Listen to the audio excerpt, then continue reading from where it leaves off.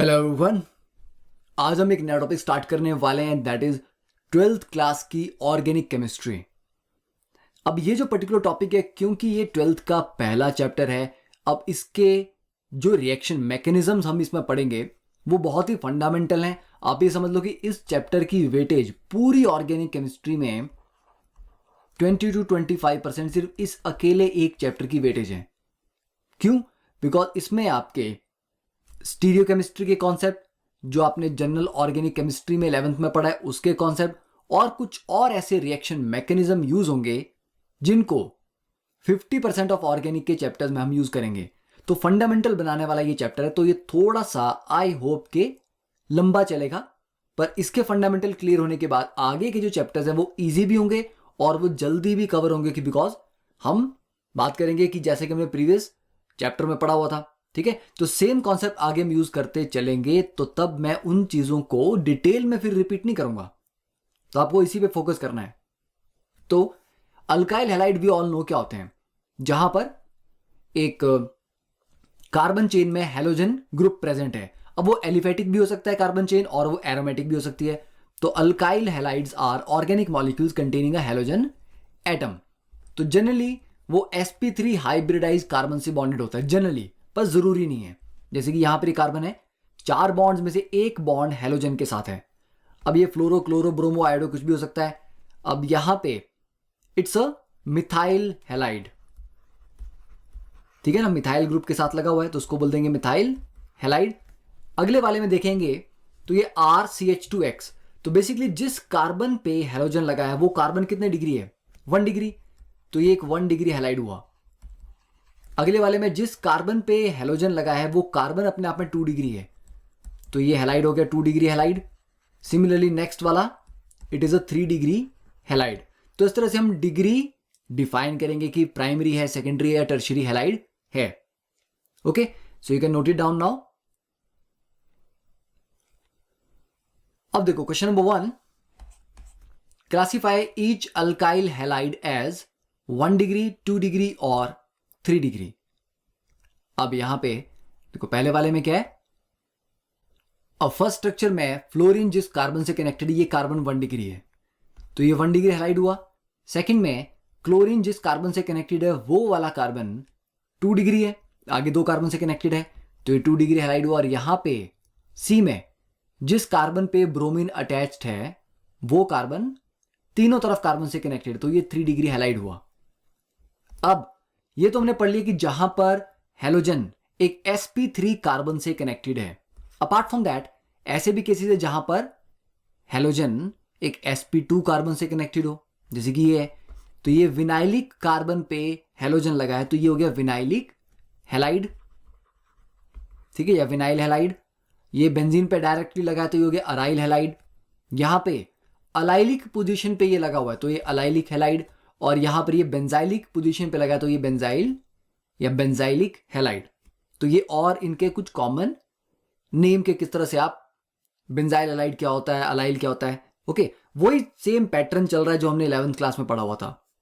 तो I think ये सारे बेसिक तो आपको पहले से आते हैं, पर फिर भी हम ये एज्यूम करके नहीं चलेंगे कि आपने ये सारी चीजें पढ़ रखी हैं।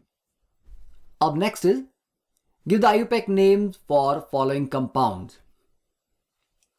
तो देखिए स्टार्ट करते हैं।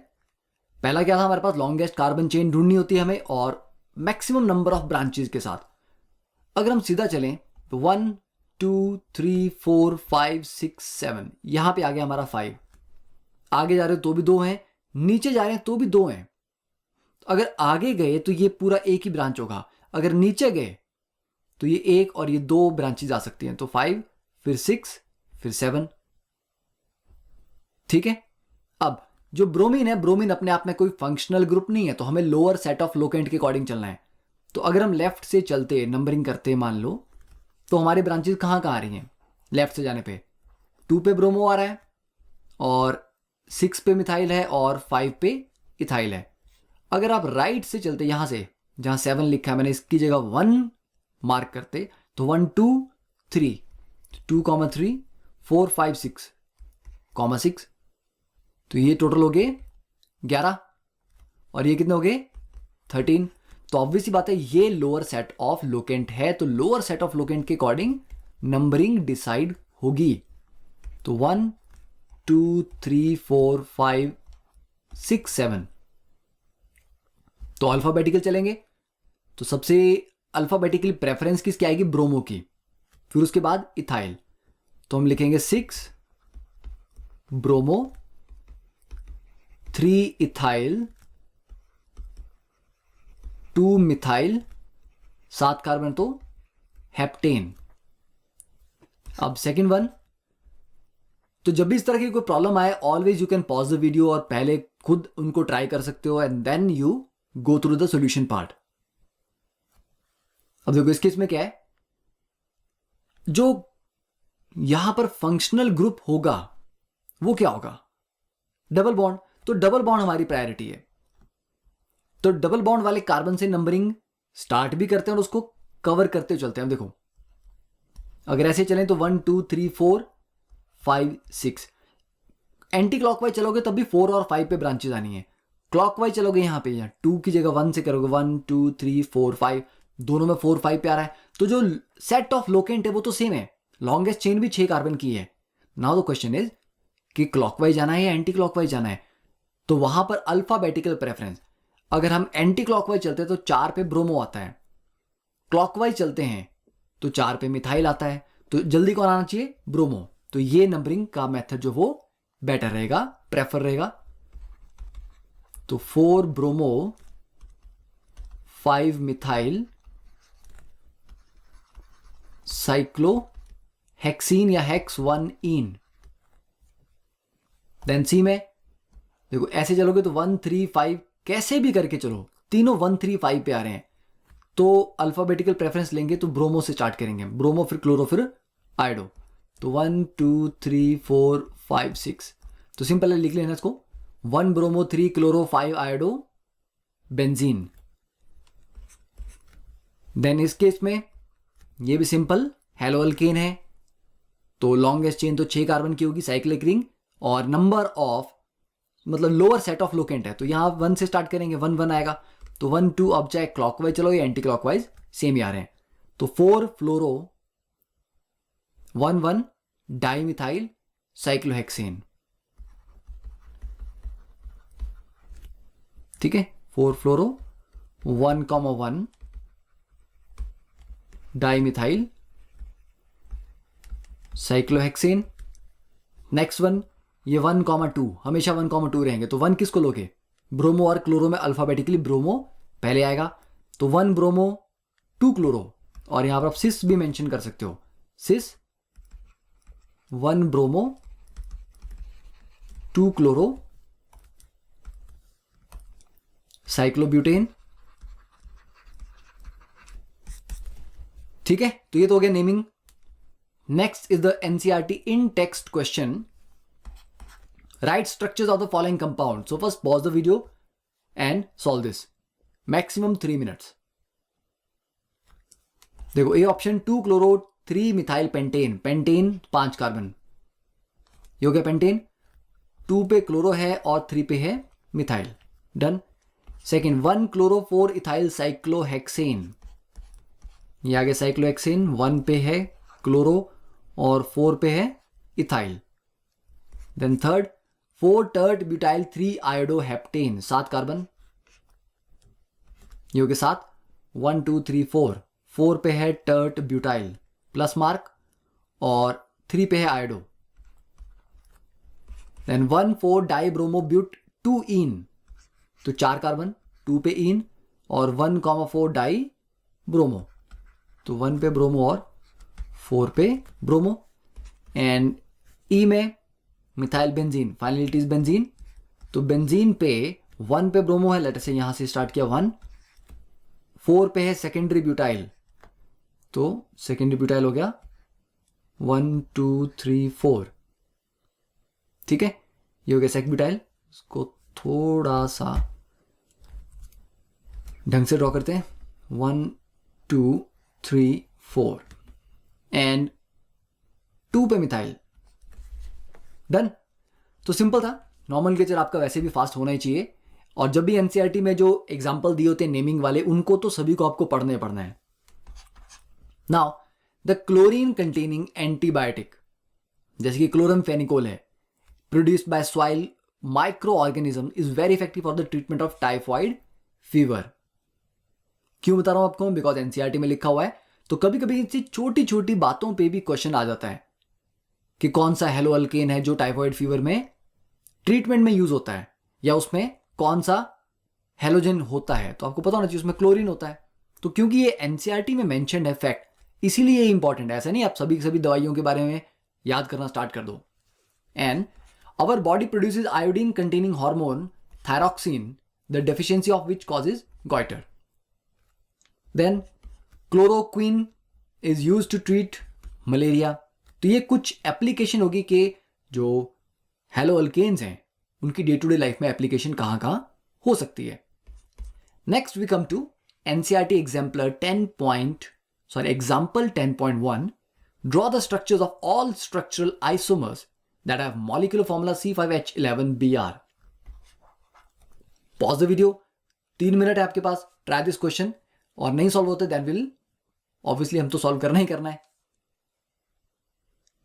देखो, अब पहली चीज आपको पता होनी चाहिए कि यहां पर डिग्री ऑफ अनसैचुरेशन क्या है। मैंने आपको पहले बताया जीओसी में कि डिग्री ऑफ अनसैचुरेशन के लिए हेलोजन को हाइड्रोजन की तरह ट्रीट करना है। तो अगर ब्रोमीन को आप H की तरह ट्रीट करो तो C5H12 हो गया, और ये मैच कर रहा है CnH2n+2 फॉर्मूला को, मतलब ये सिंपल अल्केन का फॉर्मूला है। तो अल्केन है तो डिग्री ऑफ अनसैचुरेशन कितना हो गया? 0। तो मतलब कोई double bond, triple bond, ring, इस तरह की चीजें इसमें नहीं होंगी, सारे के सारे सिंगल बॉन्ड्स हैं, 5 कार्बन।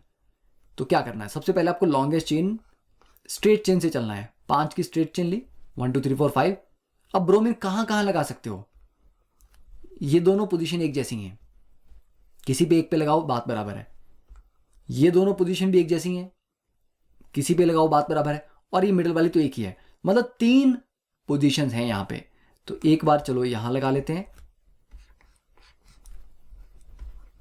एक बार यहां लगा दिया, तो ये हो गया स्ट्रेट चेन में। तो 5 की चेन में इससे आगे कोई वेरिएशन नहीं है। अब क्या करते हैं, चेन को छोटा करते हैं, 4 कार्बन का चेन करते हैं और एक लगाते हैं उसमें ब्रांच। अब ये जो आपका अगर चेन का स्ट्रक्चर होगा तो इसमें कितनी यूनिक पोजीशंस हैं, जैसे कि तो ये हो गया, ये दूसरा है, ये थर्ड है, बाकी ये और ये दोनों पोजीशन एक जैसी हैं, सिमेट्रिकल हैं। ठीक है, तो मान लो एक बार हमने यहां पे ब्रोमीन लगा दिया, अगली बार हमने यहां पे ब्रोमीन लगा दिया, नेक्स्ट टाइम इस पोजीशन पे, और नेक्स्ट टाइम। तो 4 की चेन के पास हमारे पास टोटल आ गए 4। अब चेन को थोड़ा और छोटा करो, 3 कार्बन की चेन, तो बाकी 2 ब्रांचेस। अब देखो ये हो पोजीशन, चाहे ये हो चाहे ये हो चाहे ये, चारों इक्विवेलेंट हैं, तो इनमें से किसी एक पे लगा दे ब्रोमीन, और कोई पॉसिबिलिटी नहीं है। क्यों? क्योंकि बीच वाला कार्बन पे तो ऑलरेडी 4 बॉन्ड पूरे हैं। तो हमारे पास 1 2 3 4 5 6 7 8 टोटल 8 आइसोमर हमारे पास हैं। उसमें भी अब क्योंकि स्ट्रक्चरली पूछे, मान लो अगर आपको ऑप्टिकल भी बोला होता, तो यहां पे जैसे हम इस कार्बन की बात करें तो मिथाइल, प्रोपाइल, ब्रोमो और एक H। ठीक है, तो ये कायरल है, एनेंशियोमर इसके बनेंगे। यहां पर दोनों तरफ सेम है, यहां देखें तो मिथाइल, ब्रोमो मिथाइल और इथाइल और एक H, ये वाला कायरल है, इसके एनेंशियोमर बनेंगे। इसमें 2 ग्रुप सेम हो गए। यहां पे 1 2 3 4 ये वाला पोजीशन कायरल है, इसके एनेंशियोमर बनेंगे। ठीक है, तो ये हमारे पास आगे, जिनके आगे स्टीरियो आइसोमर भी आप बना सकते हो। क्लियर? तो I think the question part is done. जितना पूछा गया था उतना हमने कर लिया है। अब next is structure of alkyl halides. देखो, अल्काइल हैलाइड में अगर हम sp3 कार्बन वाला केस लें, तो यहां पर ये कार्बन sp3 है और ये हैलोजन से बॉन्डेड है। अब हैलोजन ज्यादा इलेक्ट्रोनेगेटिव होते हैं तो उनके ऊपर पार्शियल नेगेटिव चार्ज आएगा, और कार्बन के ऊपर आएगा पार्शियल पॉजिटिव चार्ज। तो इसकी वजह से जो इसमें पोलैरिटी इंड्यूस हुई है, वो सारे के सारे रिएक्शन मैकेनिज्म का मेन रीजन है कि मान लीजिए हमारे पास एक इलेक्ट्रॉन रिच स्पीशीज है जिसको हम बोलते हैं न्यूक्लियोफाइल। न्यूक्लियोफाइल वहां पर अटैक करना चाहेगा जहां पॉजिटिव चार्ज हो, तो ऑब्वियस सी बात हुई कि यहां पे न्यूक्लियोफाइल की टेंडेंसी होगी कार्बन पे अटैक करने की। ठीक है ना बात? तो ये कार्बन पे अटैक करने की टेंडेंसी क्यों हुई? Because of this polarity. अगर ये हैलोजन नहीं होती तो यहां पर पोलैरिटी नहीं आती, पोलैरिटी नहीं आती तो इस तरह के अटैक की पॉसिबिलिटी नहीं होती। तो ये जो पोलैरिटी है इसकी वजह से एक ऐसी स्पेशल कैटेगरी ऑफ रिएक्शन हम पढ़ेंगे जो सबसे ज्यादा इंपॉर्टेंट है इस पूरे चैप्टर में, that is nucleophilic substitution reaction. एक न्यूक्लियोफाइल आके दूसरे न्यूक्लियोफाइल को रिप्लेस कर देता है। ठीक है, तो ये इंडक्टिव इफेक्ट से यहां पर ही विड्रॉ कर रहा है। तो ये हो गया इसका स्ट्रक्चर ऑफ अल्काइल हैलाइड। अब क्योंकि पोलैरिटी आई है तो पोलैरिटी से फिर क्या जनरेट होगा? यहां पर डाइपोल मूवमेंट भी जनरेट होगी, और डाइपोल मूवमेंट का फॉर्मूला क्या होता है? Mu is equal to charge into distance. कि पोलैरिटी में चार्ज कितना दोनों पे जनरेट हुआ है और distance between the two connected atoms. तो डाइपोल मूवमेंट के आने से हमारे पास डाइपोल डाइपोल फोर्सेस आ जाएंगी, और डाइपोल डाइपोल फोर्सेस आ जाएंगी तो उससे मेल्टिंग पॉइंट, बॉइलिंग पॉइंट, ये सारे प्रॉपर्टीज अफेक्ट होती हैं। तो पहले बात करते हैं कि what are the molecular dipole movements. ठीक है, मिथाइल हैलाइड और कुछ और कंपाउंड। अब एक केस आ गया हमारे पास CH3X, simple methyl halide. Okay, अब मिथाइल हैलाइड में भी हम एक्सपेक्ट तो ये करेंगे, ये जब X फ्लोरीन है तो उसके केस में डाइपोल मूवमेंट सबसे ज्यादा है। क्यों? क्योंकि fluorine is the most electronegative element. But यहां पर CH3Cl की ज्यादा आ जाती है। Now this is not an exception. इसका रीजन क्या है कि mu is basically charge into distance. Charge तो नो डाउट फ्लोरीन के केस में पोलैरिटी ज्यादा डेवलप होगी तो चार्जेस उसी में ज्यादा आएंगे, बट फ्लोरीन का साइज छोटा है, कार्बन फ्लोरीन बॉन्ड लेंथ छोटी है, कार्बन क्लोरीन बॉन्ड लेंथ बड़ी है। तो दैट इज द रीजन कि क्लोरीन के केस में डिस्टेंस वाला पार्ट थोड़ा डोमिनेट कर जाता है और ओवरऑल प्रोडक्ट बड़ा हो जाता है। इसीलिए याद रखना ये क्वेश्चन आया हुआ एग्जाम में एक बार, और एनसीईआरटी का डेटा है ये। तो CH3Cl की ज्यादा है, फिर CH3F, फिर CH3Br, फिर CH3I। पर बाकी कैसे देखोगे आप? CHX2 जहां 2 हैलोजन लगे हैं, या CHX3 3 लगे हैं, उनमें फिर वही है, फ्लोरो है, फिर ब्रोमो है, फिर मतलब फ्लोरो, क्लोरो, ब्रोमो एंड आयोडो। 3 वाले में भी सेम ट्रेंड फॉलो हो रहा है। और जब चारों के चारों हैलोजन हैं तो 4 equal vectors at equal angle, तो नेट डाइपोल मोमेंट 0 हो जाता है CX4 में, फिर चाहे वो कोई भी हैलोजन हो। तो just note down this data. अब नेक्स्ट बात करते हैं बॉइलिंग पॉइंट की। तो अभी पढ़ा हमने कि बॉइलिंग पॉइंट किससे अफेक्ट हो रहे हैं? Strength of intermolecular forces. जितनी ज्यादा स्ट्रॉन्ग इंटरमॉलिक्यूलर फोर्सेस होंगी, अट्रैक्शन होंगी, उतना ही हाई बॉइलिंग पॉइंट आएगा। तो हैलोजन के केस में या अल्काइल हैलाइड्स के केस में जो 2 मेजर फैक्टर्स हैं इंटरमॉलिक्यूलर अट्रैक्शन के, वो है London forces, that is weak van der Waals forces, and dipole dipole forces. London forces कब आती हैं? From temporary dipoles. ठीक है, दे रिजल्ट फ्रॉम कोऑर्डिनेटेड, कि एक टेम्परेरी डाइपोल बना यहां पे, पार्शियल नेगेटिव पार्शियल पॉजिटिव, इसने पड़ोसी में बना दिया, उसने अगले पड़ोसी में बना दिया, तो एक दूसरे में दूसरा, तीसरे में तीसरा, चौथे में, इस तरह से इंड्यूस करता जा रहा है। तो कोऑर्डिनेटेड है वो सारे आपस में, और it depends on surface area. Greater the surface area greater the London forces. दूसरा डाइपोल डाइपोल, सीधी सी बात है, एक डाइपोल था उसने दूसरे वाले में इंड्यूस किया, अब ये परमानेंट डाइपोल है। क्लियर? तो अगर हम बड़े वाले हैलोजन लगाएंगे, जैसे आयोडो है, ब्रोमो है, ये बड़े हैलोजन है, तो इनका सरफेस एरिया भी ज्यादा होता है। सरफेस एरिया ज्यादा होगा तो लंडन फोर्सेस ज्यादा होंगी, तो ऑब्वियसली बॉइलिंग पॉइंट भी ज्यादा होगा। इसलिए हेलो अल्केन में बॉइलिंग पॉइंट इंक्रीजेस। फ्लोरो का छोटा होता है अगर कार्बन चेन सेम हो, ठीक है, फ्लोरो का कम होगा, फिर क्लोरो का उससे बड़ा होगा, ब्रोमो उससे बड़ा होगा आयोडो का। Then CH2, okay, want to note it down, ठीक है, तो नोट कर लो। CH2Cl2, अब देखो 2 क्लोरीन थी तो बॉइलिंग पॉइंट कम, 3 में थोड़ा और ज्यादा, 4 में और भी ज्यादा, क्योंकि सरफेस एरिया बढ़ जाएगा। नेक्स्ट वाले में 2 कार्बन है चेन में, अगले में 3 कार्बन हो गए, फिर 4 कार्बन हो गए, हैलोजन सेम है, पर जैसे कार्बन चेन लंबी होती जाएगी ऑब्वियसली सरफेस एरिया बढ़ेगा और बॉइलिंग पॉइंट बढ़ेगा। ठीक है।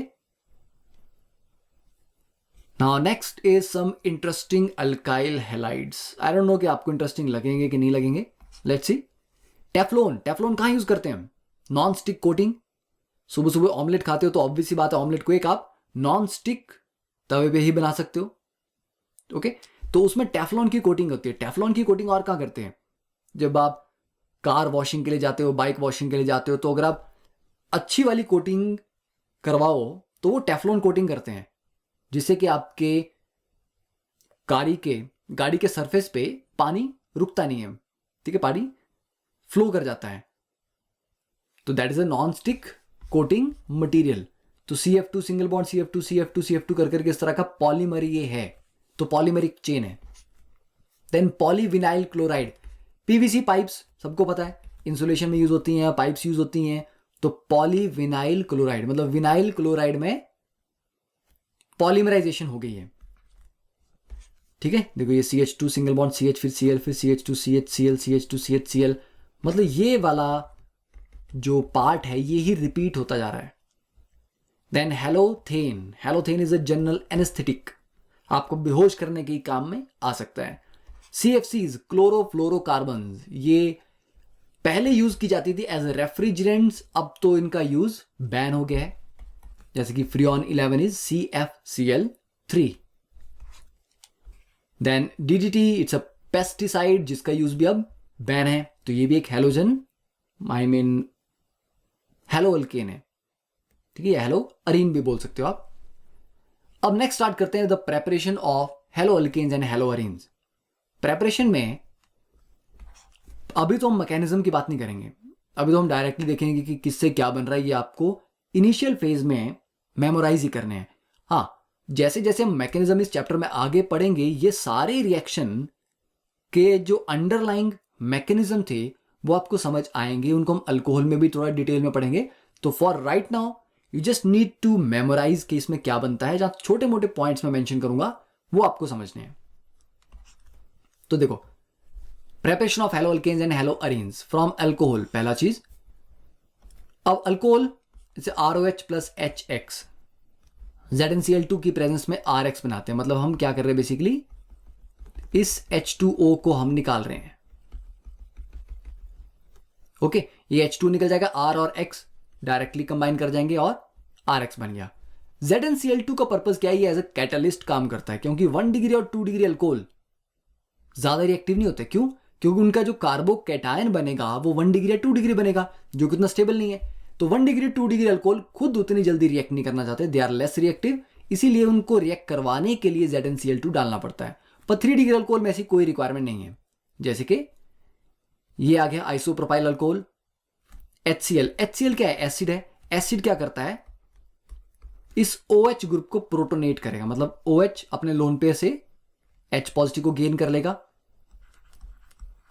गेन करने के बाद इस ऑक्सीजन के बाद 2 H हो गए और एक आ गया पॉजिटिव चार्ज, क्योंकि लोन पेयर दे दिया उसने।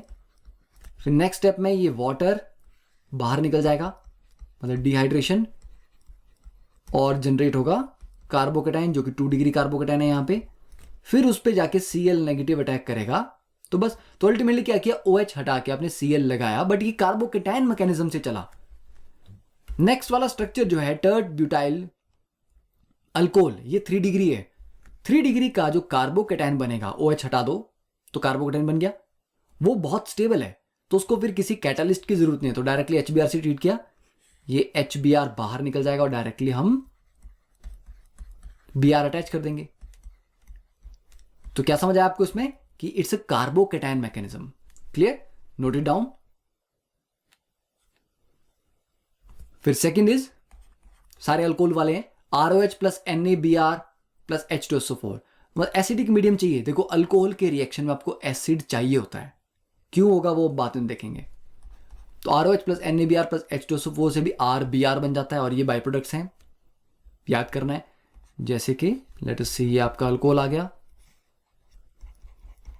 इसको NaBr और H पॉजिटिव भी लिखा हो सकता है, तो बस OH हटाओ, उसकी जगह Br लगा दो, then third one ROH plus PX3। ये PX क्या होता है? X आपका क्लोरो या ब्रोमो फॉर एग्जाम्पल, और 3 मॉलिक्यूल लग रहे हैं यहां पे। अगर ये अल्कोहल है और इसको आपने PCl3 से ट्रीट किया तो 3 RCl मिल जाएंगे आपको, और बाई प्रोडक्ट मिलता है H3PO3 that is phosphorous acid. इसी की जगह अगर इसको आप PBr3 से ट्रीट करते तो आपको ब्रोमो अल्केन मिलता। तो बाई प्रोडक्ट याद रखना है, इसमें क्या बना? PX3 के साथ H3PO3 और 3 मॉलिक्यूल ऑफ अल्कोहल लगे थे एक PX3 के साथ। सिमिलरली PX3 की तरह हम PCl5 भी यूज करते हैं, पर वहां पर एक ही अल्कोहल का मॉलिक्यूल लगता है।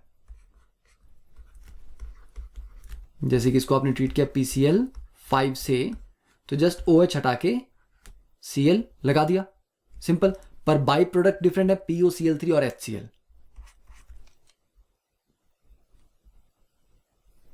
नेक्स्ट वन, रेड फॉस्फोरस और X2 या ब्रोमीन या आयोडीन। ROH से सीधा RX बनता है, याद रखना है। देन ROH को SOCl2 से ट्रीट करते हैं। SOCl2 is thionyl chloride. It's a very very important reaction, क्योंकि it is the best reaction to prepare chloro alkanes. ठीक है, best process to make chloro alkanes. Why? देखो ROH से बन तो गया RCl, SOCl2 से ट्रीट करने पे याद रखना इट्स अ डार्जन्स प्रोसेस बोलते हैं इसको। बेस्ट इसलिए माना जाता है क्योंकि जो SO2 बन रहा है ये भी गैसेस है, जो HCl बन रहा है ये भी गैसेस है। गैसेस होने की वजह से ये भी निकल जाएगा बाहर और ये भी एस्केप कर जाएगा, पीछे रह जाएगा प्योरली RCl। तो हमें मिक्सचर से इनको सेपरेट करने के लिए कुछ करना नहीं पड़ा, बाकी के 2 कंपोनेंट गैसेस थे वो एस्केप कर गए। तो ये बोर्ड में कभी कभी क्वेश्चन भी आता है कि थायोनील क्लोराइड के साथ ट्रीट करना बेस्ट क्यों है, या which is the best method to prepare alkyl chlorides from alcohol. तो आप बोलेंगे Darzens method, because the other 2 by products are gases and they escape from the reaction mixture easily. Next is ROH। अगर आपको iodide बनाने हैं तो आप KI या NaI से ट्रीट करो in presence of H3PO4, heat करेंगे इसको तो अल्काइल आयोडाइड्स मिलते हैं। एंड फिर अगर हम रिएक्टिविटी की बात करें कि reactivity of alcohol with HX, तो सबसे जल्दी कौन अटैक करेगा? 3 डिग्री अल्कोहल, ठीक है ना। तो 3 डिग्री अल्कोहल सबसे फास्ट रिएक्ट करता है, देन 2 डिग्री, देन 1 डिग्री। और अगर हम HX की बात करें कि HX में कौन सबसे फास्ट रिएक्ट करेगा, तो HI, then HBr, then HCl। क्यों? क्योंकि this is the order of acidity. जितना एसिडिक होगा उतनी जल्दी H पॉजिटिव टूटेगा, प्रोटोनेशन होगी और रिएक्शन होगा। तो ये होगी रिएक्टिविटी के ऑर्डर, अल्कोहल के भी और HX के भी। Now next is preparation from hydrocarbons. देखो पहला is free radical halogenation, already 11th class में अल्केन में पढ़ा हुआ डिटेल में। अब ये स्ट्रक्चर है, यहां पर ये वाला कार्बन है 3 डिग्री। जब आप क्लोरीनेशन करवाते हो तो क्लोरीनेशन रिएक्टिव है, ओके, सिलेक्टिव नहीं है। मान लो एक बार इस 1 डिग्री पे लग गया, एक बार 3 डिग्री पे लग गया, इस 2 डिग्री पे लग जाएगा, प्लस यहां भी लग जाएगा। तो ये सारे थोड़ी थोड़ी प्रोपोर्शन में बन जाएंगे। पर bromination is highly selective. Bromine ढूंढती है, अगर 3 डिग्री कार्बन मिल गया तो वहीं पे ब्रोमिनेशन होगी और ये मेजर होगा, बाकी सारे बहुत कम ट्रेसिस में मिलेंगे आपको बाकी के। तो ये ध्यान रखना कि क्लोरीनेशन रिएक्टिव है, ब्रोमिनेशन सेलेक्टिव है। फिर ये आ गया एल्कीन। एल्कीन में आप NBS से ट्रीट करो, N ब्रोमोसक्सिनिमाइड या Br2 के साथ हीट कर दो तो अलाइलिक ब्रोमिनेशन हो जाती है। तो अलाइलिक पोजीशन ये है, यहां पे लग जाएगा ब्रोमीन। सिमिलरली क्लोरीन के साथ अगर हीट करोगे तो अलाइलिक क्लोरीनेशन हो जाएगी, मतलब हीट करने पे रेडिकल जनरेट होते हैं, रेडिकल जनरेट होंगे तो इस तरह का रिएक्शन हो जाएगा। ठीक है, तो नोट इट डाउन। सिमिलरली ये वाला जो कार्बन है ये बेंजाइलिक है, तो NBS से ट्रीट करो या Br2 से हीट करो तो यहां पे फिर क्या हो जाएगा, बेंजाइलिक ब्रोमिनेशन, तो अलाइलिक बेंजाइलिक एक ही बात है, दोनों एक ही तरह का मैकेनिज्म फॉलो करते हैं और फ्री रेडिकल हैं। Then the next one from alkenes and alkynes, मतलब इलेक्ट्रोफिलिक एडिशन रिएक्शन जो आपने 11th क्लास में पढ़े हुए हैं। HBr ऐड करते हो, ये तो सिंपल सा था, तो आप डायरेक्टली बोलोगे मार्कोनिकोव रूल लगा दिया। परऑक्साइड की प्रेजेंस में ऐड करोगे तो आप बोलोगे एंटी मार्कोनिकोव रूल लगा दिया। ठीक है, bromine in presence of normal solvent CCl4, तो क्या होता है, डबल बॉन्ड के क्रॉस ब्रोमीन ऐड हो जाता है, एक ब्रोमीन ऊपर लग जाएगा, एक ब्रोमीन नीचे लग जाएगा, क्योंकि एंटी एडिशन होती है यहां पे। तो ये तो हो गया एल्कीन से बनाना हैलोजन डेरिवेटिव। एल्काइन में 2 HBr, तो जब एल्काइन में पहला वाला ऐड करोगे कहां जाएगा, मार्कोनिकोव रूल लगाओ, इस वाले पे ब्रोमीन आएगा। और एक बार आपको समझ आ गया कि किस वाले कार्बन पे, because the carbon having laser number of hydrogen पे नेगेटिव पार्ट जाता है, तो 2 बार जब HBr ऐड होंगे तो दोनों हैलोजन एक ही पोजीशन पे जाते हैं, तो ये बनता है। 2 बार ब्रोमीन ऐड करोगे तो क्या होगा, इस कार्बन को भी 2 ब्रोमीन मिल जाएंगे और इस कार्बन को भी 2 ब्रोमीन मिल जाएंगे। ठीक है, तो ये हो गया multi brominated. Then comes the electrophilic aromatic substitution. तो हैलोजिनेशन पढ़ी थी हमने, X2 और AlCl3, लुईस एसिड चाहिए होता है यहां पे।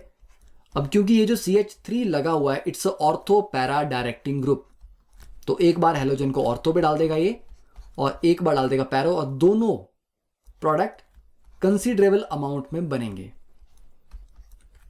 तो ऐसे आप इलेक्ट्रोफिलिक एरोमेटिक सब्स्टिट्यूशन से कर सकते हैं। Then next is Sandmeyer's reaction.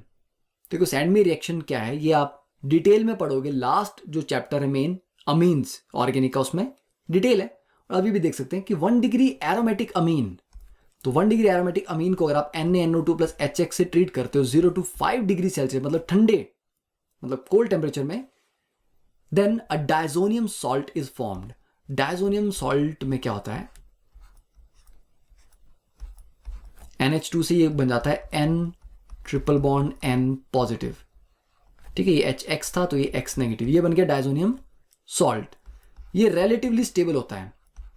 यही चीज आप 1 डिग्री एलिफेटिक अमीन के साथ करते तो ये अनस्टेबल होता, एरोमेटिक में ये बेंजीन की वजह से स्टेबल होता है। देन फिर इसको हम मल्टीपल रिएक्शन से ट्रीट कर लेते हैं, जैसे कि यहां पे इसको हम Cu2X2 से ट्रीट करेंगे। X हमारा क्लोरो भी हो सकता है, ब्रोमो भी हो सकता है, तो ये N2 निकल जाता है पूरा का पूरा और उसकी जगह लग जाता है बस X। This is the Sandmeyer's reaction. Simple है, हम पढ़ेंगे इसको आगे आने वाले चैप्टर में, काफी डिटेल में पढ़ना भी हमने ये। ओके, तो I think this much is clear. Then next is the halogen exchange reaction. देखो हैलोजन एक्सचेंज में जो मेन है that is the Finkelstein reaction, और नाम से समझ आ रहा है हैलोजन एक्सचेंज हो रही है। तो ऑलरेडी भी आपके पास एक हैलोजन है जो या तो क्लोरो है या ब्रोमो है, आयोडो नहीं होगी क्योंकि आयोडो हम बनाएंगे। इसको ट्रीट करेंगे NaI के साथ in the presence of acetone. तो एसीटोन एज अ सॉल्वेंट हम लेते हैं, तो एक्सचेंज हो जाती है, आइड वहां चला जाता है, X यहां आ जाता है, तो Ri + NaX। अब ये बड़ा इंपॉर्टेंट है कि आप इससे आयोडो अल्केन ही बना सकते हो क्योंकि फाइनल आपका Ri ही बनेगा और एक्सचेंज हो रही है, तो ये हैलोजन एक्सचेंज मेथड है फिंकलस्टीन। रीजन क्या है, ऐसा ही क्यों होता है, बिकॉज जो आपके पास NaX मतलब NaCl या NaBr बनता है, formed is precipitated in dry acetone. Dry का मतलब नहीं वो सूखा है, इट मीन उसमें वाटर कंटेंट नहीं है कोई। तो ये जो NaX है ये प्रेसिपिटेट कर जाता है, पर NaI एसीटोन में डिसॉल्व रहता है। तो NaI तो Na पॉजिटिव और I नेगेटिव की फॉर्म में घूमता रहेगा यहाँ वहां और अटैक करने के लिए अवेलेबल होगा, पर जैसे ही NaCl या NaBr बन जाएंगे वो प्रेसिपिटेट करके नीचे बैठ जाएंगे। तो ली चैटले प्रिंसिपल के अकॉर्डिंग प्रोडक्ट अगर प्रेसिपिटेट करता जाता है तो रिएक्शन फॉरवर्ड चलता जाएगा, तो ये फॉरवर्ड चलता जाता है because of the Le Chatelier principle. तो ये बड़ा इंपॉर्टेंट पार्ट था इसका कि ऐसा क्यों होता है, एसीटोन क्यों यूज करते हैं और NaI ही क्यों अटैक करता है। ठीक है, तो ये तो अल्काइल आयोडाइड बनाने का मेथड हो गया। अब नेक्स्ट इज स्वार्ट्स रिएक्शन। अगर हमें फ्लोराइड्स बनाने हो तो फ्लोराइड उतने इजीली नहीं बनते। फ्लोराइड के लिए हम क्या करते हैं, मेटेलिक फ्लोराइड के साथ हैलाइड को ट्रीट करते हैं। तो मेटेलिक फ्लोराइड क्या हो सकते हैं, AgF ले लेते हैं हम, Hg2F2 ले सकते हैं, CuF2 ले सकते हैं, SbF3 ले सकते हैं। तो मेटेलिक फ्लोराइड्स के साथ हीट करने पे फाइनली हमें मिलते हैं अल्काइल फ्लोराइड। अब क्वेश्चन ये आता है कि डायरेक्टली क्यों नहीं बनाते हम, बिकॉज डायरेक्ट जो रिएक्शन है वो बड़े एक्सोथर्मिक है, उनको कंट्रोल करना मुश्किल होता है। ये फिर भी एक कंट्रोल्ड रिएक्शन होगा, उतना वायलेंट रिएक्शन नहीं होगा। तो ये इंपॉर्टेंट है, तो नोट इट डाउन। और ये सब आपको एनसीईआरटी में स्टार्टिंग वाले पार्ट में मिल जाएगा इजी, कुछ में कोई एक्स्ट्रॉर्डिनरी चीज अब तक हमने डिस्कस नहीं की है। ठीक है, अब बात करते हैं क्वेश्चन की जो आपको घर पे ट्राई करना है, इन टेक्स्ट क्वेश्चन, जिसका आंसर नेक्स्ट क्लास में डिस्कस करेंगे। देखो, why is H2SO4 not use during the reaction of alcohol with KI के साथ जब किया था ना ट्रीट, तो H3PO4 लिया था, H2SO4 नहीं लिया था। ठीक है ना। अब पॉइंट इज कि अगर एसिडी लेना था तो H2SO4 भी ले लेते, H3PO4 क्यों लिया? Good question. Second, among the isomeric alkanes of molecular formula C5H12 identify the one that on photochemical chlorination single monochloride दे, 3 आइसोमेरिक मोनोक्लोराइड या 4 आइसोमेरिक मोनोक्लोराइड दे। एंड ये क्वेश्चन नंबर 7। तो ये सारे क्वेश्चन आपको ट्राई करने हैं। नेक्स्ट क्लास में we will discuss the solution to these problems. Okay, तो I think that is sufficient. और नेक्स्ट क्लास में we will start with the main part of this chapter जो स्टार्ट होने वाला है, that is characteristic reactions of alkyl halide, जो कि है सब्स्टिट्यूशन और एलिमिनेशन। ओके, तो सी इन द नेक्स्ट लेसन। तब तक के लिए just revise your IUPAC naming, GOC वाला पार्ट पढ़ लो, बिकॉज विदाउट GOC अगले वाला पार्ट आपको समझ नहीं आएगा। अपना स्टीरियोकेमिस्ट्री की कुछ फंडे रिवाइज करने तो वो भी कर लो। Okay, so thank you, have a nice day.